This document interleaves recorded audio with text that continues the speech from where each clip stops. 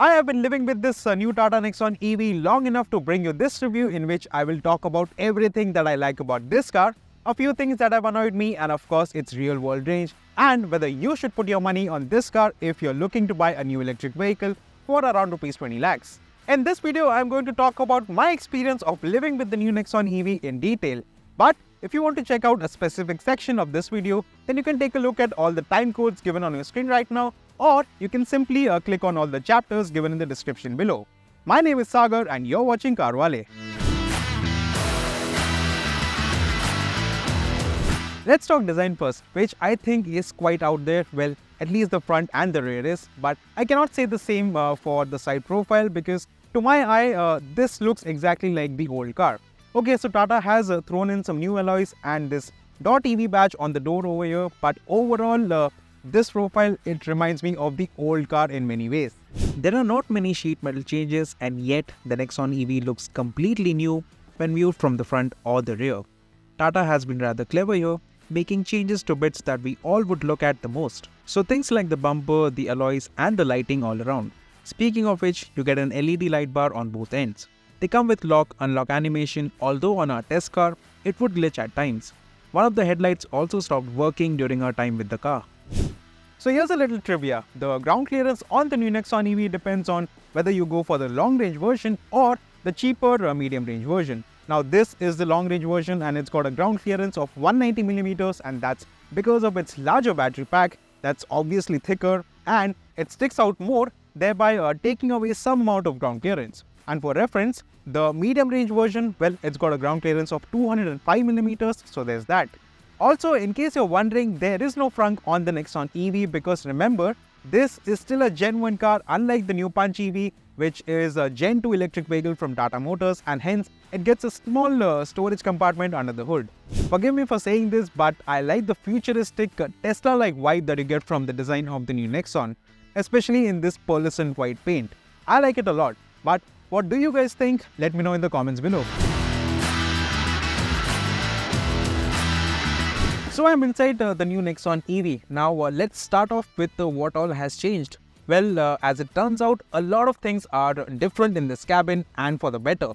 I think this is a huge step forward from the old cabin when it comes to perceived quality. I mean, the use of lighter colors and the shiny plastics, they give this cabin a higher sense of perceived quality, but I will say that there is still a bit of an air of the old model in this cabin. For example, if you look at these mirror controls and the whole power window panel, they are from the old Nexon EV and they do look out of place in an otherwise modern looking cabin. So what about touch points? Well, you have some soft touch materials here on the door pads, but on the center console and on this entire middle bit, it's all hard plastics. Speaking of which, this middle white color bit on the dash may look like it has a soft touch finish, but it's not. This is actually a solid piece disguised to give you that soft touch feel.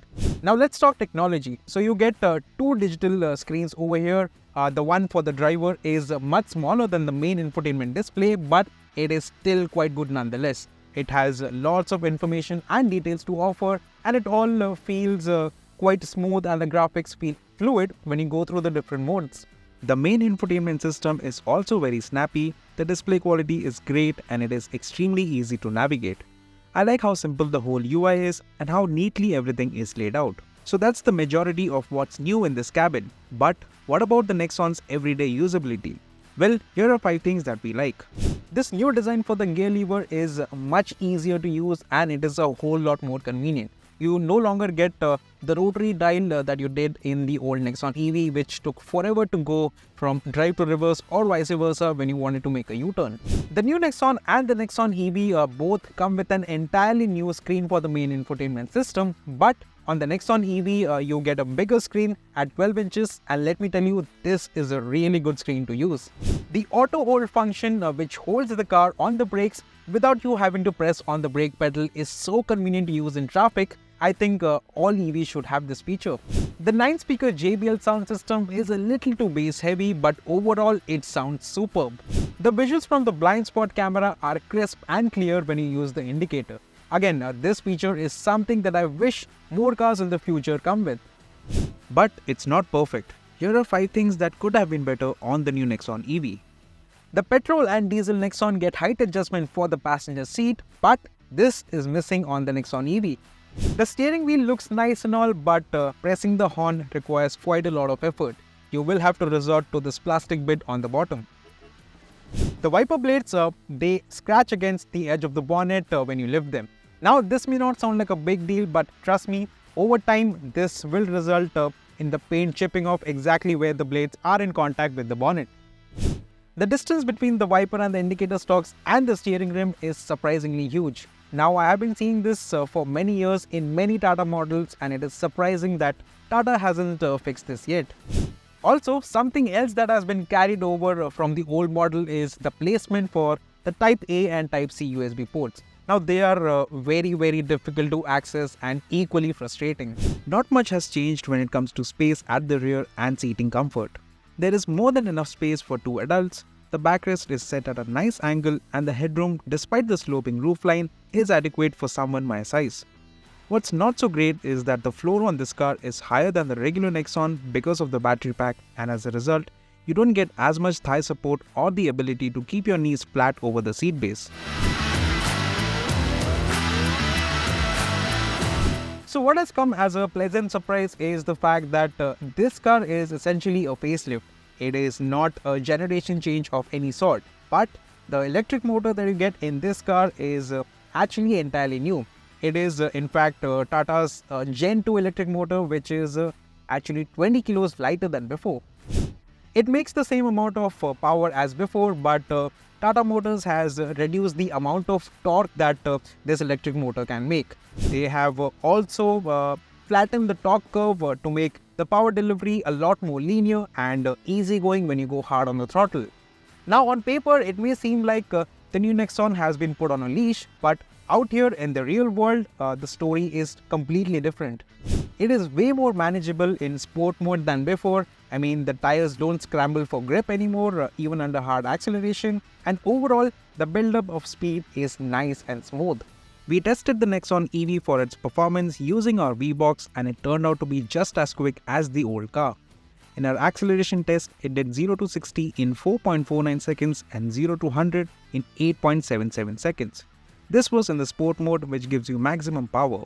In city mode, the build-up in speed is a lot calmer, and that is reflected in pure numbers. It's around 1 second slower to 60 and nearly 4 seconds slower by the time you hit 100 kmph. This new model then is plenty quick, and the good thing here is that it does it without the aggressive power delivery of the original Nexon EV. It wasn't bothersome for a lot of people to begin with, but let's not forget that there are people out there who have not driven EVs before and are not used to the instantaneous torque that a powerful electric motor can deliver. This less aggressive profile of the Gen 2 electric motor then makes it far more user-friendly for those who are new to EVs. So how does it all feel behind the wheel? Well, it's pretty good actually. In sport mode, it sort of pins you back into your seat and everything happens fairly quickly.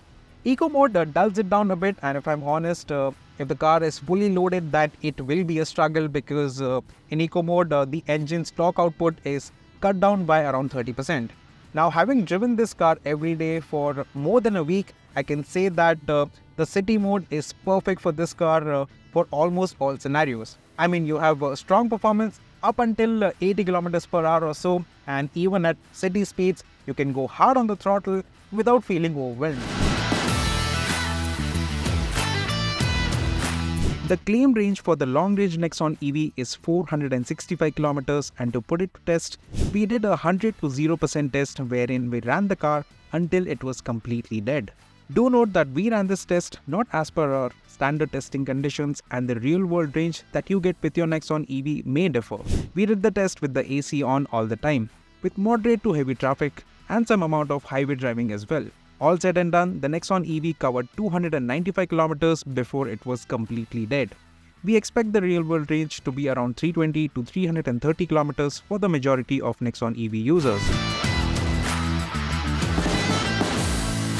For what is essentially a facelift, it's a big step forward in terms of design, and the tech is significantly better as well. But I have to say that the new Nexon EV is let down by more technical problems than ever before. We experienced a few glitches with the front-mounted camera, the headlights, and the main infotainment system, that refused to connect Android Auto to my phone after trying all week. We really hope Tata improves their quality control because in every other way, the Nexon feels like a polished EV. That's it from us from this video. What do you think of the new Nexon EV? Have you driven it yet? Or do you own one and have discovered something that we haven't yet? Let us know in the comments. Until next time, drive safe.